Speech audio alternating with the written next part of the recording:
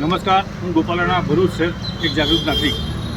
આજે ભરૂચની અંદર જે ફરિયાદ નિવારણ કાર્યક્રમ ચાલે છે એ અસલમાં અમને એવું જણાય છે કે એક નાટક છે, ન્યાય મેળવવા માટેનું એક નાટક છે.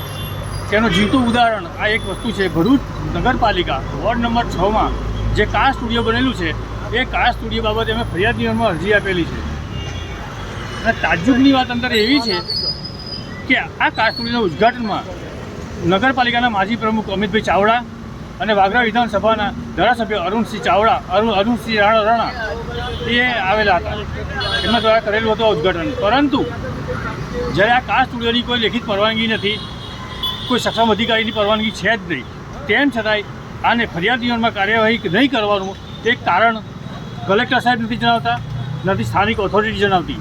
તો આવા લેભાગુ નેતાઓ અને લેભાગુ અધિકારીઓ, શોર્ટ ફોર્મમાં કહું કે લાંચિયા અધિકારી અને લોભિયા નેતાઓની મિલીભગતથી આ ધંધા પૂર બહારમાં ખીલી ઉઠ્યો છે એવું ચોક્કસ જણાય છે.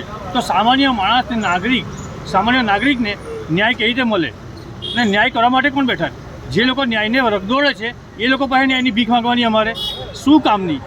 એટલે આ વસ્તુ જાહેર જનતાને અપીલ કરું છું કે તમારા પોતાના હક માટે તમારી સરકાર નથી, આ સરકાર નથી, સરકારી અધિકારી નથી. તમારે જાતે લડવું પડશે ને જાતે કોર્ટ કચેરી પર એમાં ન્યાય નહીં થાય.